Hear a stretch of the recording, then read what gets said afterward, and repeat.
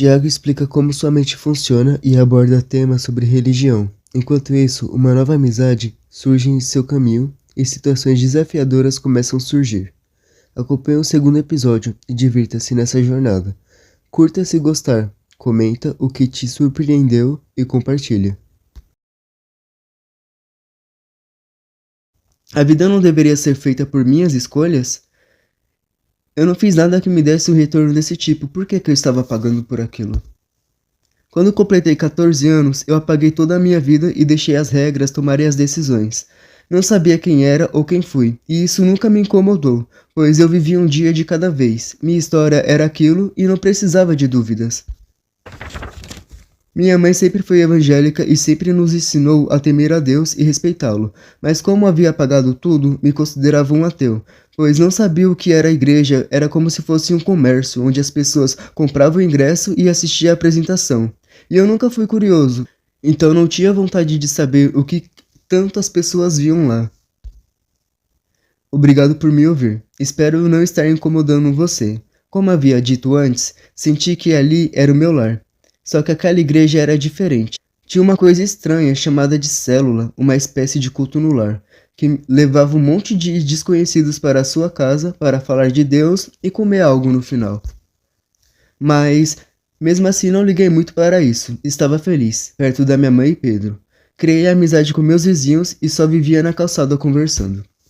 Então passei a deixar a Deus cuidar da minha vida. Tudo que eu já havia feito por mim não fazia mais sentido. Eu não precisava mais das regras ou do Tiago. Eu já tinha o outro eu superior cuidando do meu destino. E precisava confiar nele e acreditar que o que viria a acontecer seria o melhor para mim. Pois eu não consigo ver o futuro e ele é o dono do tempo. No meio de tanta alegria, escutava algumas coisas sobre reunião e maçã podre e ficava sem entender. Isso tudo foi no período que conheci minha irmã Thaís, que conheci o pessoal todinho, mas estava viajando em Minas Gerais com seus avós. Ela me conhecia como o arrasador, o lindo e o mundo da Evelyn, uma amiga de infância que mora na casa ao lado da minha. De início, eu e Thaís não se batia muito bem, pois ela não foi com a minha cara. E eu nunca me importei muito com isso. Gosto de deixar as pessoas criarem uma opinião sobre quem são, então deixei a porta aberta. Eu aprendi a cozinhar com 7 anos, então a maior parte do tempo estava fazendo alguma coisa para o pessoal comer. Evelyn sugeriu que entrássemos em sua casa, todos aceitaram a proposta. Porém, Evelyn e sua prima Eduarda ficou me elogiando, dizendo que seria a melhor comida que Thaís iria comer em sua vida e que eu cozinhava muito bem. Só que eu não me dou muito bem com receber elogios. Eu pedi para as duas pararem antes que eu me irritasse, e elas ignoraram.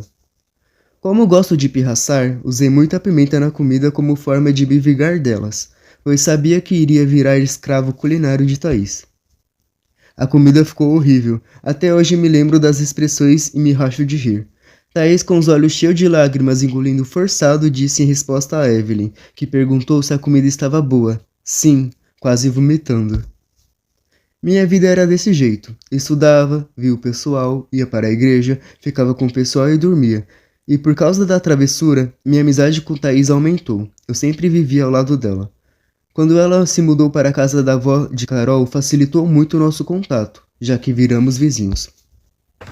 Isso incomodou o pessoal da igreja, que começou a fazer as famosas reuniões com mais frequência. Foi quando parte do grupo se dividiu e eu me tornei a ponte entre eles. Eu era o elo, que ligava todo mundo, pois eu não sou de brigar e deixo as pessoas se mostrarem para mim. Procurava entender os dois lados e isso fez eu e Thaís ficar mais próximos, já que ela pensava igual a mim nessa parte. Não demorou muito para começar a surgir os boatos sobre a nossa amizade. Afinal, um adolescente de 16 anos com outras 5 garotas dá o que falar. Às vezes, os irmãos de Thaís também ficavam conversando, mas somos bem mais velhos que eles, então quase sempre era o mesmo grupo.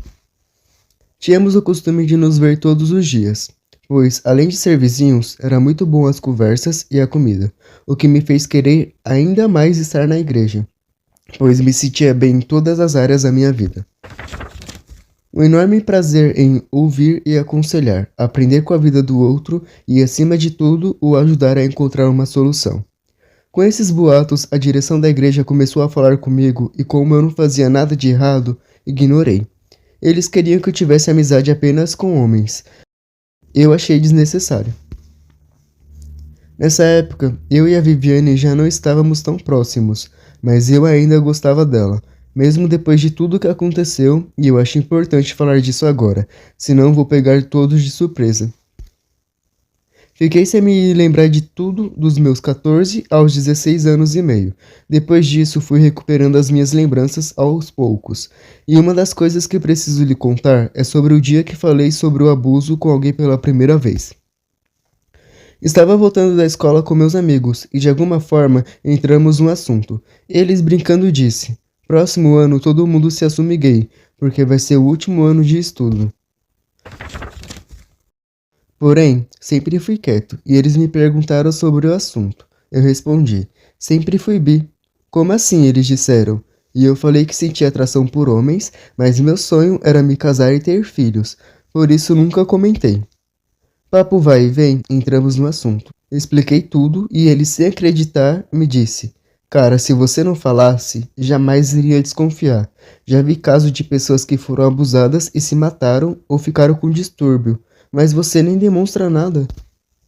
Depois disso, me senti confortável em falar sobre isso e, por mais que seja algo forte, sempre me foco em como isso fez ser quem eu sou e como teve impacto positivo na minha vida, pois me ajudou a criar resistência psicológica e não ser enganado com facilidade.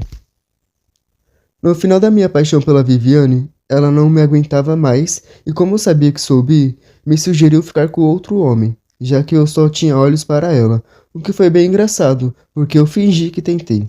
Falei com um garoto que achava atraente, mas ele não quis. Aí voltei para ela com a cara lavada. Nesse período, eu ajudei o Matheus, meu amigo da escola, a realizar o sonho dele e namorar a garota que ele amou. Conversei com ela e expliquei para ela, que era nossa amiga, sobre o sentimento dele, e isso deu certo. Ela o quis e eles começaram a namorar. Era final do segundo ano do ensino médio, em outubro, quase para novembro. Me lembro que ele não acreditou no que estava vivendo, e como somos iguais, ele também se guardou para a pessoa que amava. Nunca fomos de sair com várias garotas para suprir a necessidade de ter alguém ao lado. Sempre pensamos em nos casar com aquela que faz o nosso mundo fazer sentido. Voltando aos boatos.